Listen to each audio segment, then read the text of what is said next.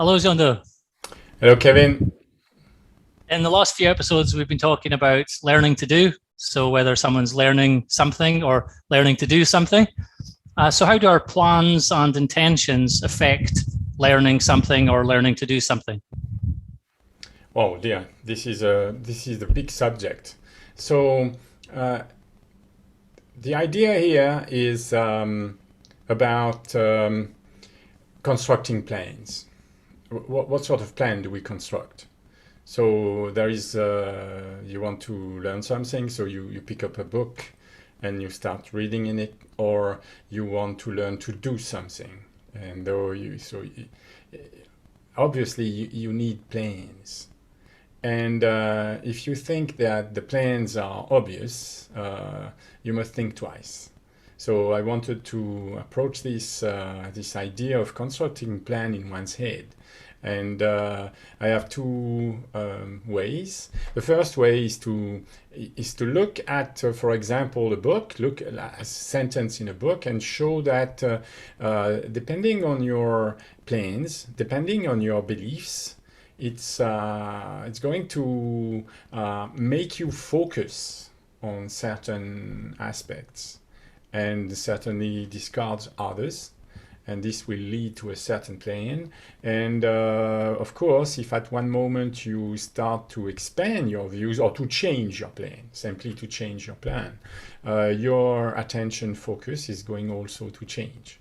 This is something that happens all the time when we read books. So I wanted to give you an example. So I've taken a book that you know well, and a sentence that you know well, because we've already discussed that sentence last week. So I'm going to share my screen, and we are going to see this sentence. So Alexander is supposing the person is in the habit of performing a certain act, the act of sitting in a chair, with a great deal of unnecessary tension.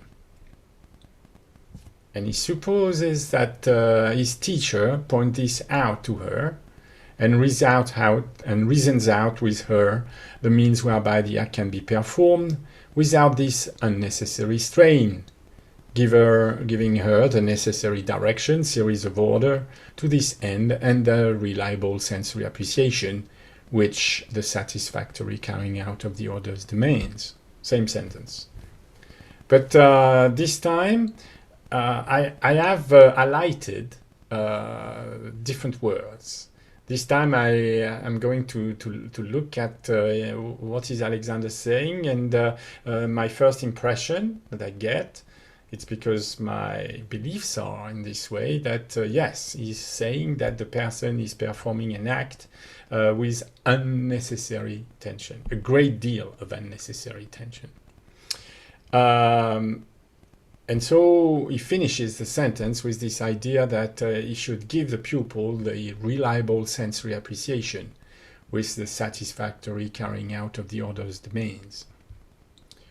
Well, there are different ways to read the book, and that's it. We are here. We have this idea that, well, there is too much tension, and we want the pupil to have a reliable sensory appreciation associated with this movement. So what we want is to give the person the feeling that comes with performing the gesture with less tension. And there you have it. This is the modern Alexander technique. So from this, we have this idea that the problem is tension. So you should stop tension, or some say you should inhibit tension. And the second is you need someone to bring to you this experience of standing, or going to sit in the act of sitting in a chair, sorry, not standing, but going to sit, and perform that action without this, well, sensory tension that the teacher has made you feel. If the teacher is able to make you feel sitting with less tension, we suppose that when you're going to perform with the habitual excessive tension or unnecessary tension, you're going to, well, to realize that you're doing wrong, and you're going to inhibit the wrongdoing. This is one way that is very well known, and it gives a style of teaching, and it gives also a style of translating other words that Alexander is using. So I've taken a very recent comment, explanation by a modern Alexander teacher. I think he's American, I'm not so sure, because it was on Facebook. It was very recent, last week, I think. And that's, I was interested by what he was saying, because it went directly into this idea of beliefs. And he says one essential factor that needs to be considered when trying to articulate the meaning of inhibition is that it starts in a physiological sense. Remember that the discussion here is about inhibition in the sense used by F.M. Alexander. It's not the habitual sense of inhibition. It's really the Alexander technique definition for that word.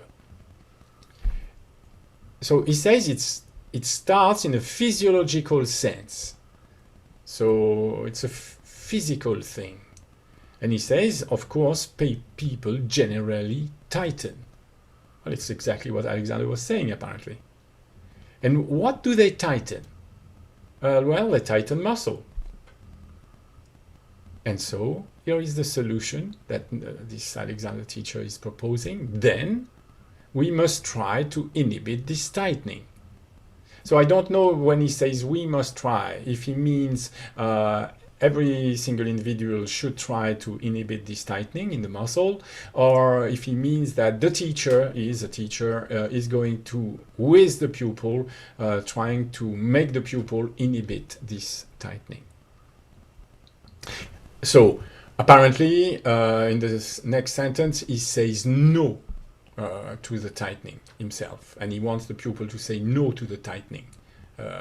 When we inhibit throughout an activity, tension comes much less. The muscle that tighten habitually without reason cease to do so. We liberate the musculature. All other uses of the word inhibition come from this physiological experience. However, this is essentially what inhibition means: to control unnecessary tightening of muscle inactivity. So that's one way of looking at the Alexander technique that is very common.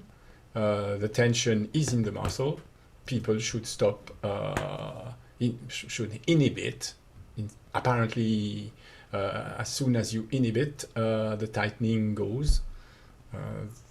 Well, of course, if you create experiments and ask a modern Alexander teacher that is a specialist at inhibiting muscle tension to, for example, perform a gesture like sitting, the gesture Alexander was proposing, it's absolutely obvious that this unnecessary tension is still there. It's still very much on the forefront of the person activity. So, of course, I am not following this vision of the Alexander technique or this vision of inhibition. Well, to start with, for example, you just look at a lesson given by Alexander. This is a lesson again related by Goddard Binkley. And Goddard Binkley is performing this action from sitting to standing and standing to sitting. In other words, he's learning to do. He's learning to sit without a great deal of unnecessary tension or muscle activity that we are discussing. This is learning to do. But you will find that learning to do in this sense is not different from learning to think. And that is the exchange with Alexander. So Binkley has just performed the gesture and he has not inhibited. Alexander says you did not inhibit. And so you think, okay, he did not inhibit the tightening in the muscle. And you will find that it's not exactly what's happening or what Alexander is describing. So Binkley starts, he says, he's trying to make excuses and say, it seemed absolutely impossible for me that I should be able to stand up from the position I was in. You will see later that you can revert completely this example and say, it seemed absolutely impossible for me that I should be able to sit down from the position I was in. So Alexander then says, well, there you are, you see. By what you have just told me, you were not inhibiting the desire to get up.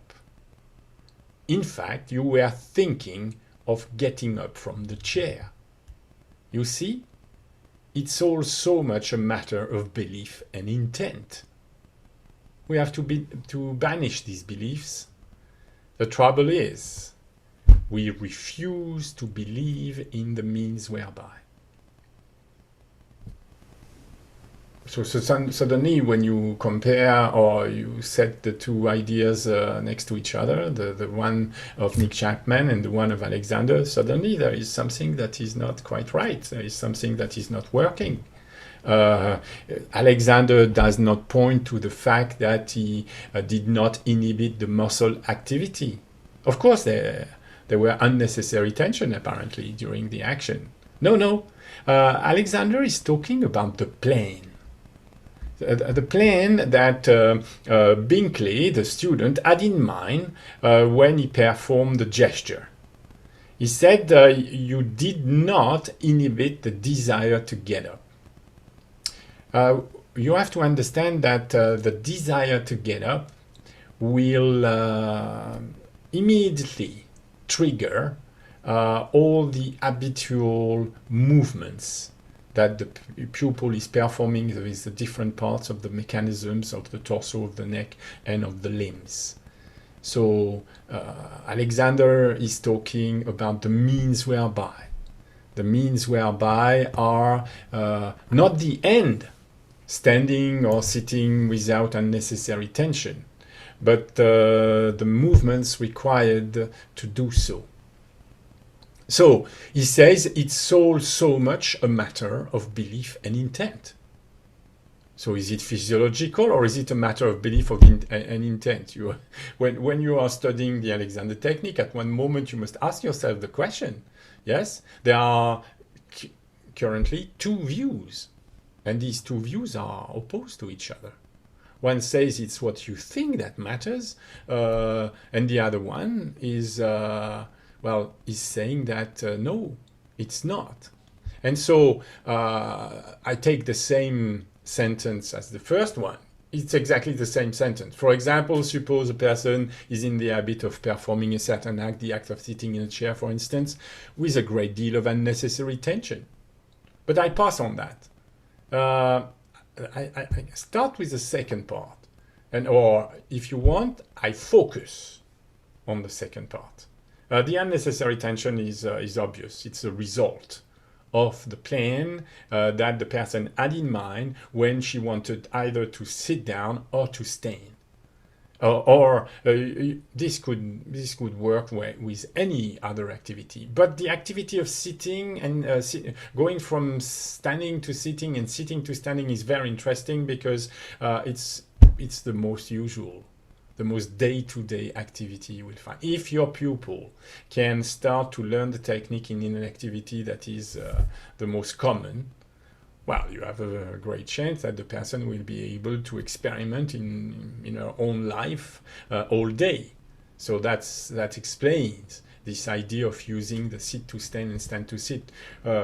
Learning to stand and sit is obviously, if you reason with the second idea, is just absolutely learning to plan, learning to decide which plan one is going to follow.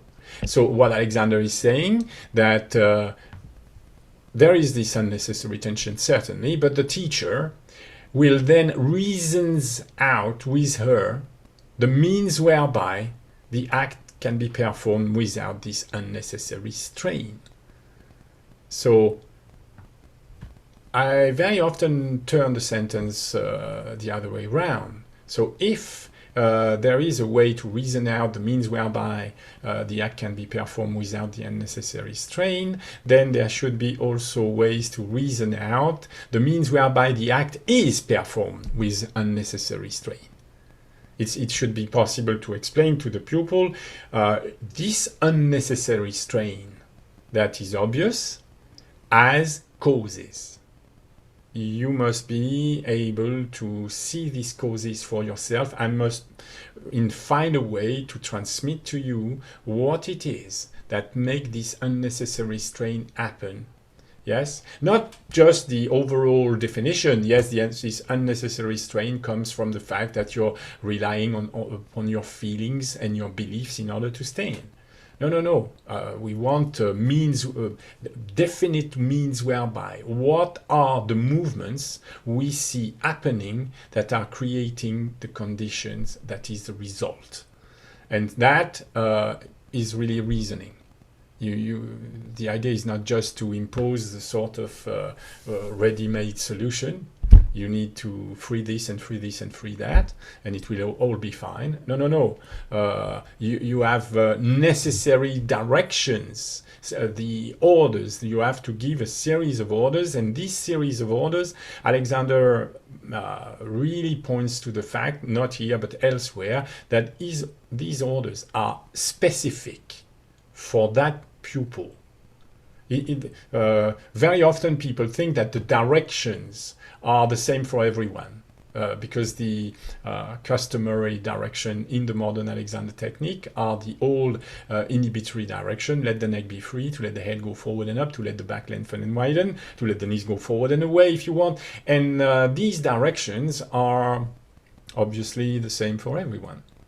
But Alexander is not talking about these directions when he talks about the means whereby direction. The series of orders have to be orders that are exactly geared or adapted to the action the pupil is habitually performing in performing the action. This is why I teach online, but I never teach online to groups. It makes no sense, because the means whereby directions have to be adapted to each individual reactions, and that is often forgotten. So here, when I read this sentence, suddenly the reliable sensory appreciation, which is satisfactory carrying out of the other domains, dies into, well, the background. Of course, when the person is going to learn to create new movements, the person is not going to feel at all the same way in going to sit and stand. But this is absolutely secondary for me. It's of very little import. And every time the students or the teachers that are working with me try to tell me what it is they feel when they perform an action, I just dismiss it. I say, you are feeling this today because it's the first day you, in fact, coordinate this particular series of movements. Most of these new movements are unknown to you or very new, which means that the tissues that are involved in performing the movements are just waking up. And when you wake up tissues, it's not really pleasant, or it feels really like a lot. When if you perform the same deed for a few days, well, you will suddenly find that these feelings are going to completely disappear, die. In fact, at one moment you're going to stand without feeling much, without feeling anything special, and it's the whole thing is the plan. So, same sentence as the first one, but now the focus is upon beliefs and intents. So we have to reason out means whereby. And so the first thing is to analyze what the pupil is really doing. So I've taken the same image as before, and so we have 4 different pictures that are in fact taken at tenths of a second interval. And the pupil in 2 seconds is going to sit. It's not very fast, but it's not that slow either. So we see here that when the pupil is sitting, is going to sit, there is unnecessary tension. Let me point it out to you. On image 3 and 4, it's suddenly apparent that the pupil is using the mechanism of the upper limb. Picture 3, the pupil is starting to lift the hands. But what we see when we talk about unnecessary tension, I have put a little arrow up above the shoulder, but because what we see is that, yes, she's moving the hands, why not? But she's lifting the shoulders. She's lifting the shoulders toward the head, and you must understand that the muscle of the shoulders are attached to the neck and the head. Yes, especially the muscle at the back. And so when she does this kind of movement inside the general activity of going from standing to sitting, she's shortening and tightening the muscles of the neck. A performance implies that she shortens and tightens the muscles of the neck. So the question that must be asked, and I certainly asked the question to her, do you think it's necessary?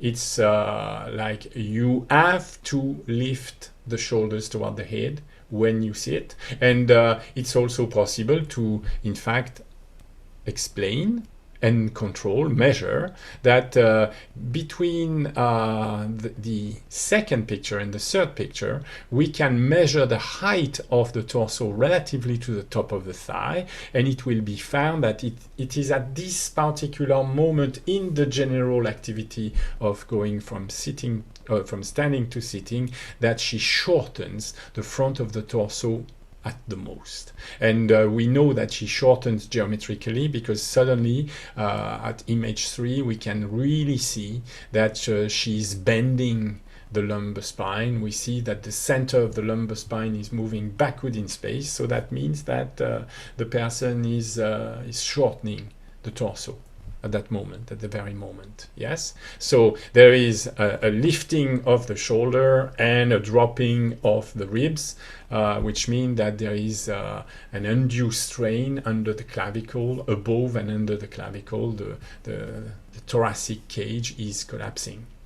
So this is necessary to discuss with the person, and the only way to discuss this part of a plan to sit is to have a video recording of the act. It's absolutely impossible after the act to say to the person, while you were sitting, there is this moment when you start to shorten the torso and shorten the neck, tightening the neck. The person will have no way of judging what you're saying, or no way to relate what you're saying to what she was doing, because she had no feeling of doing anything like this. This is sitting with ease for her. She's absolutely not aware that at first she does not use the mechanism of the arm, and then at a certain moment when she's reaching toward the chair, well, she is in fact lifting the hands. So her performance implies certain numbers of movements of the arms, for example. And if you ask the person, did you lift the arm when you were just bending the torso or when you were reaching the chair? The person will have no idea. The person has no recollection, or lifting the arms is absolutely not part of her conscious plan. It's just something that is triggered, and she would say after watching the images, she would say, I had no knowledge I was doing these things. Yeah. So it's only on a video recording that we can start to reason out the means whereby acts that the person is performing. So these are means whereby that leads to unnecessary tension, but they are means whereby acts. Yes, she needs to move the arms, and in moving the arms, these movement of the arms are the means whereby she shortens the necks and the front of the torso. So this is quite interesting to assess with the person, but there is more, because when we are going to discuss the plane, we are going to have something to chew on. So these are the same images. I've just numbered them, the second, the third, and the fourth. The fourth is the moment she touches the chair. And so what is interesting in this is to have noticed, of course, the end she has in mind, and that is part of her plan, is to land upon the chair seat. So we see that the subject lifts the hands, the shoulders, well, the hands, the elbows, and the shoulders in advance. In advance, because at the moment she lifts the mechanism of the arm, she is still perfectly balanced. But we will find that on picture 4, what has happened is that there has been a movement. The knees were going forward between 2 and 3. And suddenly, between 3 and 4, it's absolutely obvious that she's pushing her knees back, that she's pushing the lower torso backward, and with it, the upper torso. And you have to know something, is that, of course, equilibrium is part of the gesture from standing to sitting. You have to keep your equilibrium. Yeah. Keeping the equilibrium has something to do with the relationship between the torso mechanism and the ankle. If at one point the torso mechanism is moving too far back relatively to the ankle, the person is falling. So the equilibrium is part of her plan. She wants to stay in equilibrium, and we can say this because it's absolutely obvious that she doesn't need to raise the hands and arms on picture 3, but she's preparing it because she needs to raise the hands and arm on picture 4. Because on picture 4, the means whereby of her sitting down is such that she's pushing the knees back and the lower torso back. She's pushing herself out of balance. And so, on picture 3, she is preparing for that in advance. It's really a plan. It's obvious that the person is following a plan. The person is just saying, well, I'm just sitting. Well, in fact, she was performing a plan. So when a person performs a plan and start to realize that, yes, there is a plan in the background, or at the source of the movement, then we can start discussing a conscious plane. We can start to think, wow, so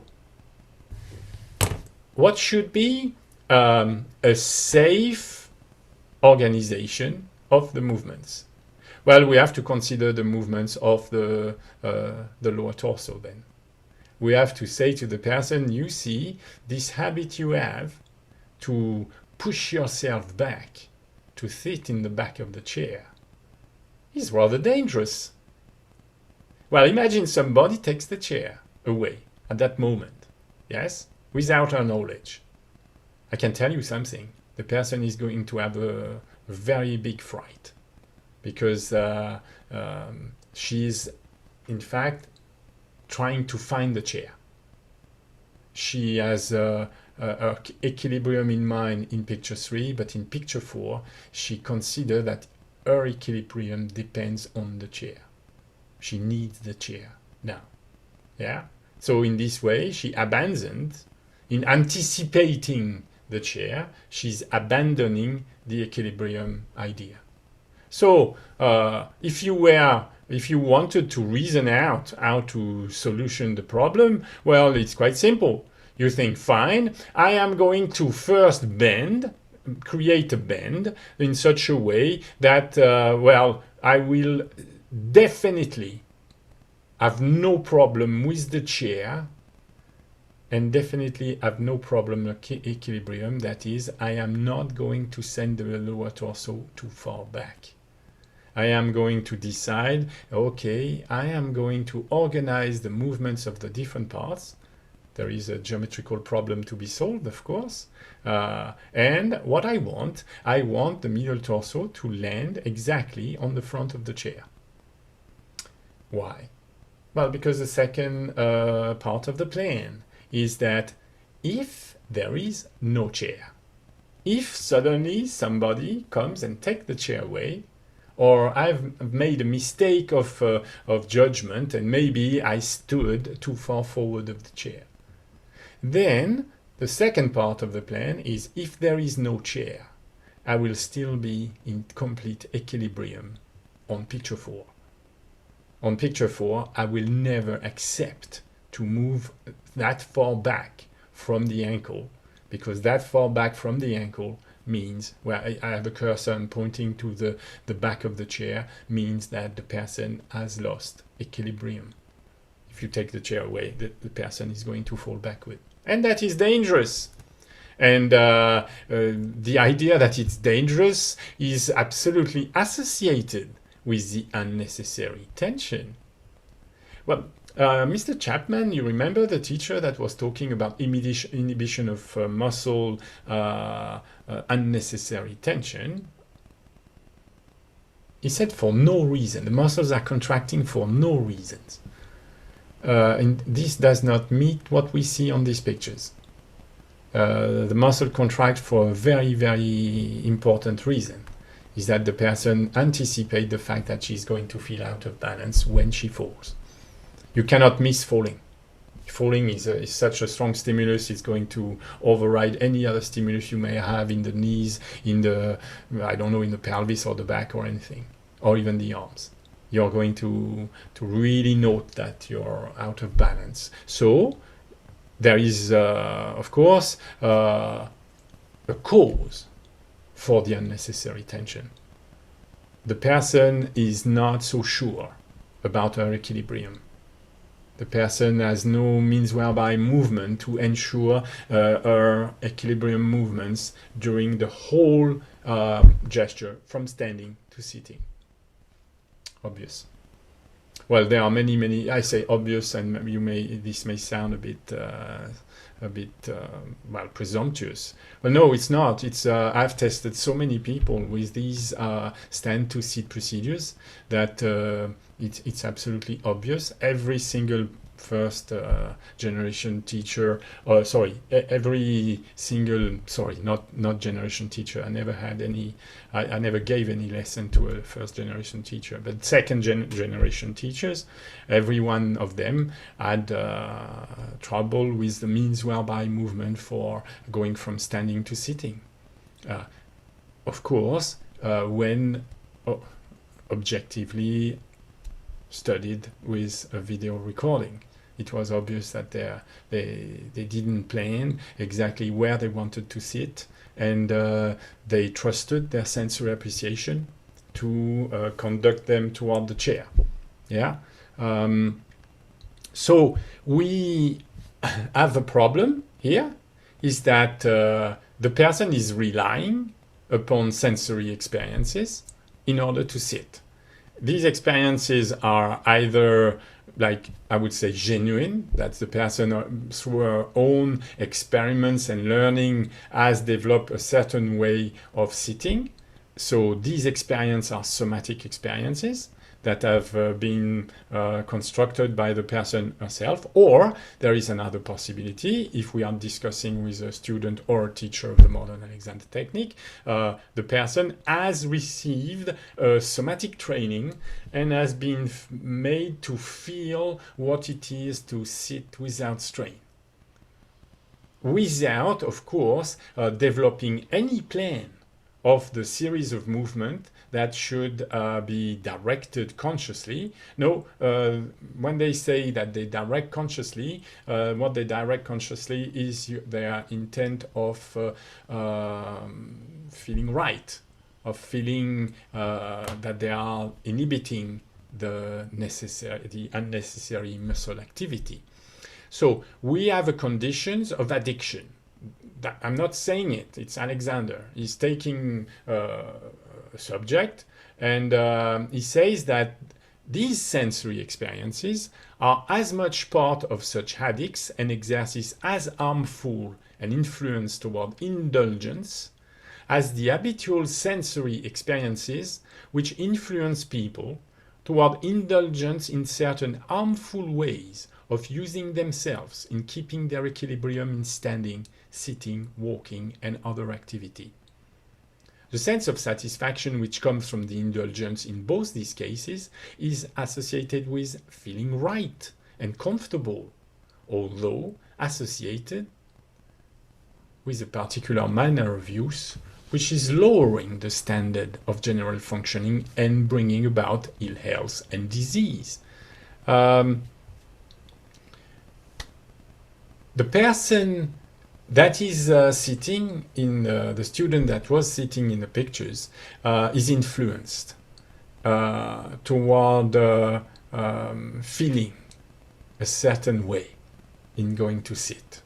She has had many lessons of the modern Alexander technique before starting to work with me, and so she has had this experience of being guided by someone who was taking care, first of all, of her equilibrium.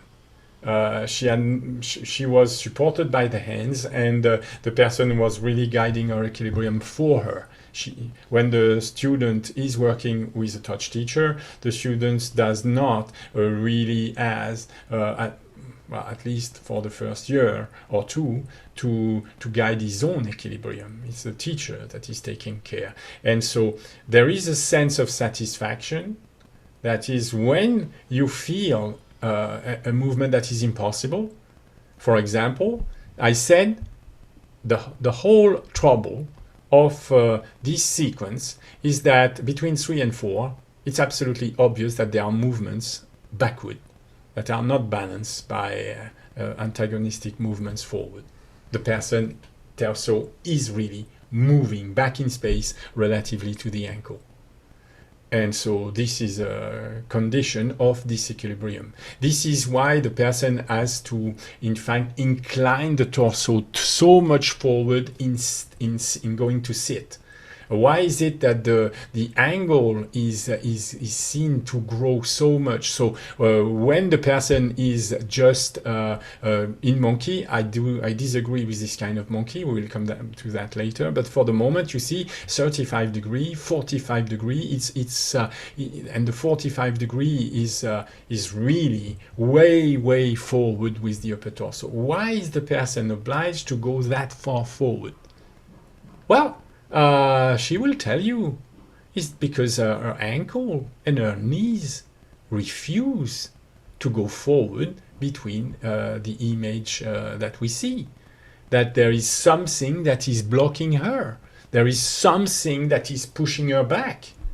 She does not realize that what is pushing her back is the series of movements she's performing, and that make it very difficult to let the knee go forward. The person has no idea of doing the movements, and when she's suddenly faced with well, yes, you're moving the knee back, stop moving the knee back, and the person says, I can't, my muscles, my joints, it's not possible for me to do it. Yes, I feel it impossible not to do it. And we are back with this influence of the sensory appreciation. If the person feels that she cannot do it, then she cannot do it. It's like the feeling is ruling the whole equilibrium plane. So it's absolutely obvious that this is the problem.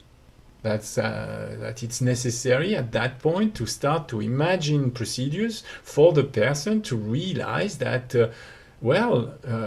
maybe it could be different. Maybe it's possible to bypass that feeling of impossibility that is coming from the feeling sense and go beyond it.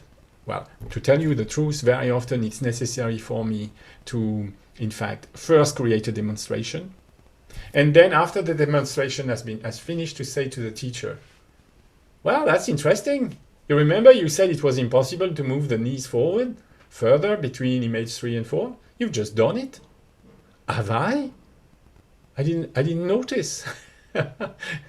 So very often the solution to such a limitation of movement that is influenced by the sensory appreciation cannot be solved by asking the person to explore the sensory appreciation. It's impossible. You have to take the person out of the way she is planning and into a new way, and the new way which we call conscious guidance. So look at this. A position of mechanical advantage, yes, is a position of stable equilibrium. So Alexander gives us a few tips. He says, I think the average man is very apt to forget that he cannot assume a position of stable equilibrium and a position which ensures a perfect mobility unless his feet are so placed as to furnish at once a stable pose and a ready pivot and fulcrum. So if you look at this image, if you call this image 2 and 3, you will find that the knees of that teacher are seen to go forward from the word go. There is nowhere a moment when suddenly the ankle is behaving in such a way that the knees are going back. It's absolutely obvious that in the 3 images, the knees are continuing their movement forward. As a result, it is seen that the lower torso, you see there is a guideline, there is a grid on the images that is set always to land on the front of the ankle. You will find that the teacher is absolutely clearly going down, maintaining the same angle of the torso and landing on the chair exactly where it was meant to be, which is decided much earlier. The decision to land on the chair is conscious. And so it's suddenly obvious that Alexander must have known such things or have an idea of such things because he says that we want to assume a position of stable equilibrium. Well, I can understand that. Yes, but where it becomes a bit surprising, and he says a position which ensures a perfect mobility. So what now is a perfect mobility? Well, in our case, there is something very clear. Perfect mobility is that when the person is going to sit, it's necessary to have perfect mobility around the ankle so that we are certain that the lever of the lower leg is behaving in the way that is planned. Yes? If we see during sitting that at one moment the knees are not going forward, well, I've seen teachers that have been processing the idea of knees forward and away for many, many years. Then when you watch a video of them sitting, it's quite strange because you will find that at one moment they are going back toward the back. So the knees should be, of course, forward and away, and the back should be back. And if the knees are forward and away and the back is back, there is something very interesting that you need to see, is that when we discuss coordination of movements, of course, there is the obvious, the knees is going forward. But what is less is that the back is not going forward at all. So the knees are connected with the pelvis, and the knees are going forward, and the pelvis is not. This is plain. When the knees are going forward, it's absolutely obvious that the person must have a plan to refuse to move the lower torso forward. Otherwise, the person would not have this trajectory that has been planned. If the knees are moving forward and away and the back is going forward with it, the person will land falling on the front of the knees. So it's absolutely obvious that, well, at least to me, in my reading of Alexander's words, that of course we want a ready pivot and fulcrum. And then we'll have to discuss what Alexander means by ready pivot and fulcrum. And so this is the same sentence. And look at what I have in mind, is that, well, the position of stable equilibrium is the position where, when the person is going to sit, the torso is staying exactly in the same shape. The torso is not affected by going to sit. Yes, it's you see the person at picture 1, picture 2, picture 3, the torso is still exactly in the same relationship with the ankle, and obviously in the same relationship with the chair. As long as the person knows how to go into monkey in such a way as to get the lower torso above the target, finished. There is no more problem of equilibrium. The person knows that if the chair is there, fine. If the chair is not, exactly the same. There is no change of distance between the top of the torso and the wall in front of him. That means that the person, if you take the chair very quickly, well, the person will not find the chair, and that's all. The person will just have to, well, go lower and see if there is no chair. And if the person will go lower and squat, and exactly in the same relationship, the person will still be in a position of stable equilibrium. So the position of stable equilibrium is not exactly what you would say is a position, a fixed disposition of the parts in place, because there is nothing absolutely fixed exactly, because the person is moving up and down. Yes, but within the up and down movement, we are absolutely safe. We are absolutely clear that we have a position of stable equilibrium. Then the perfect mobility, well, we can, what the perfect mobility for the knees is to move in the direction that we want, and the perfect mobility of the back is to stay where we want it to stay. So I then analyze this. So we have this idea that this position of stable equilibrium and a position which ensures perfect mobility is dependent on the placement of the feet. But of course, the feet are the support. If the torso goes too far back, you fall. If the torso goes too far forward, you fall. And what we mean by stable pose, it's interesting. The word pose is interesting in itself, because a pose is a deliberate position of equilibrium. You don't pose and fall. You must be in a position of equilibrium. But what is a pose is, well, especially at the time of Alexander, is that it's a deliberate position you assume. It's not something that comes from your feelings. No. You don't. When you, at the time, when you had a photo taken of yourself, you would pose, and it was like posing for a sculptor or posing for a painter. You would construct your position to be at your best advantage. But it's exactly the same in learning to do and learning to plan. And so I finish with this this idea of a ready pivot and fulcrum. So the pivot and fulcrum here is, of course, the pivot is the ankle, and the fulcrum must be, well, the pendulum that is above the foot, which is the lower leg, so the knee. We want a ready pivot and fulcrum. And, well, I suddenly realize that the lever movement must be ready. And ready in English means something very, very precise. It says that in these conditions of the going to sit, ready means ready to do what you plan. Ready, prepared to do what you plan. So if at one moment you see that the lever is starting to go back, it is not what we plan. the rule says that the back should stay back, but not go back in space. Because if the back goes back in space at the moment of reaching toward the chair, you're in a situation of total disequilibrium. You have no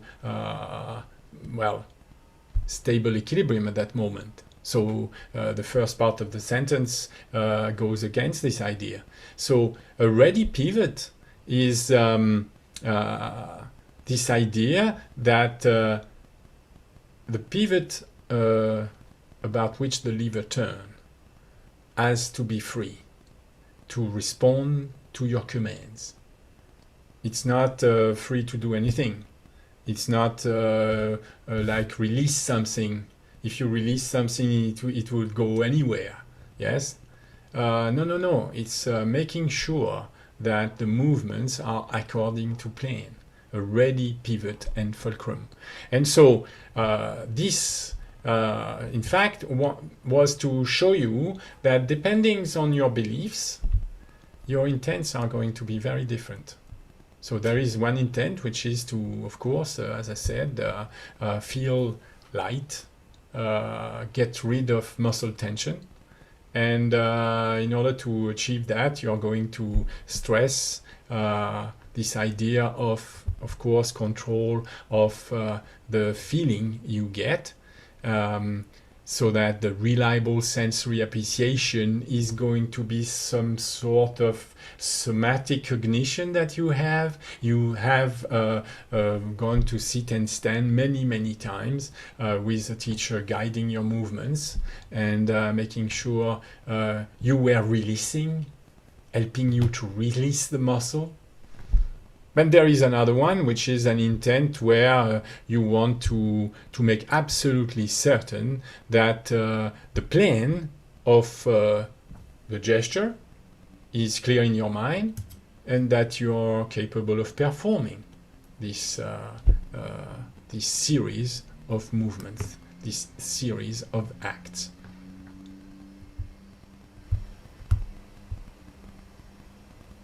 So, question, Jeando.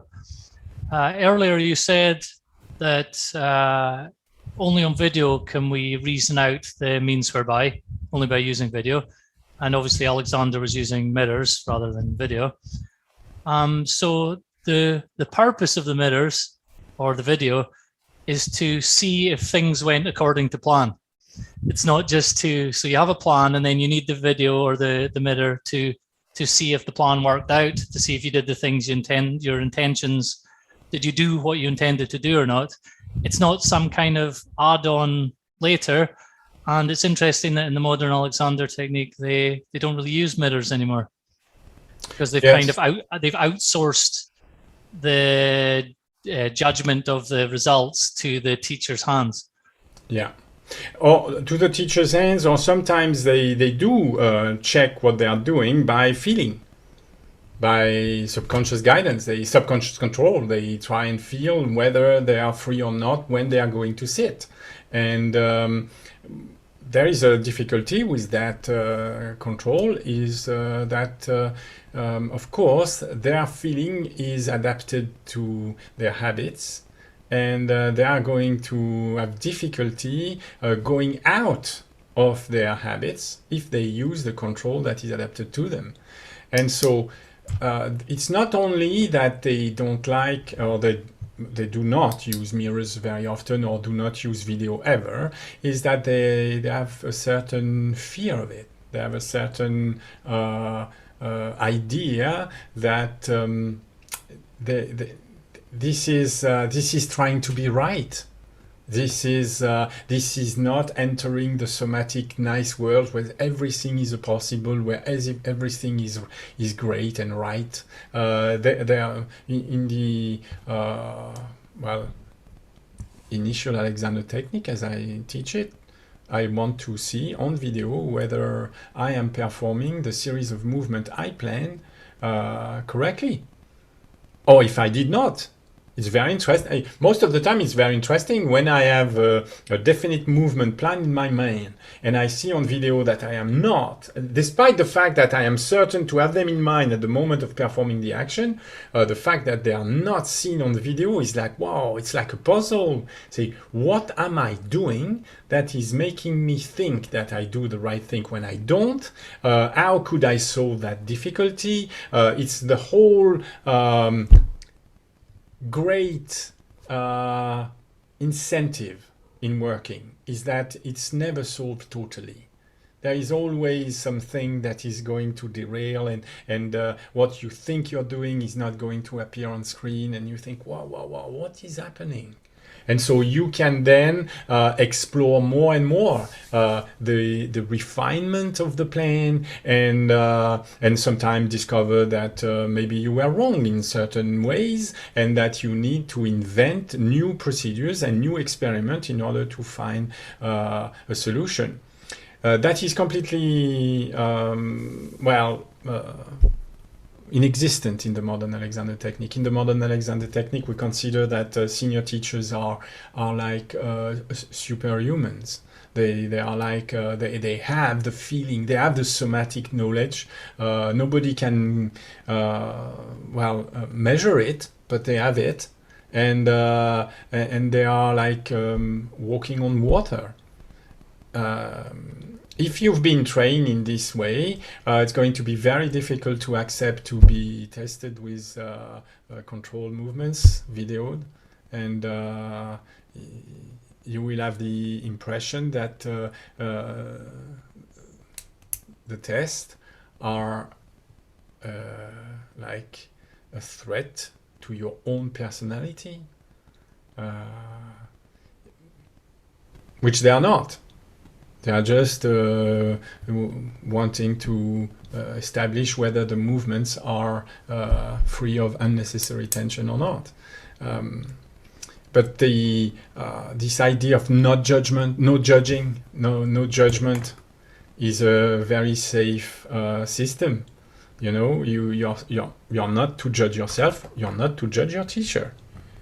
If your teacher arched the back, well, he may arch the back with perfect good use. It sounds, for us, it sounds absolutely ludicrous. Good use is lengthening and widening the torso. So if the person is shown to shorten the torso, of course the person is not showing good use. And if the person is not showing good use and having his hands on someone else, it's absolutely obvious that he's transmitting to that person through the contact of his hands a stimulus that cannot be the correct stimulus.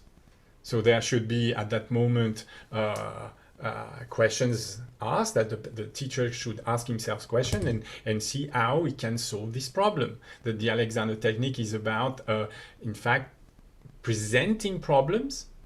What the Alexander technique does is presenting problems. The Alexander technique says there is unnecessary tension in going to sit, for example. Well, first we have to prove it. Then we have to explain the causes. And then you have to find solutions so that the person can experiment by herself a way to improve in the right direction, of having more and more conscious understanding of what the person herself is doing to, in fact, create this situation, and in fact, of course, change her ways in order to improve it. Unfortunately, most of the time, it is not seen as this. Most of the time, it's seen as the teacher is going to make you do the correct thing. For people watching the video, you will find a link underneath to Jeando's website if you would like to book a lesson with him. And we will be back again soon with another video. So thanks, Jeando.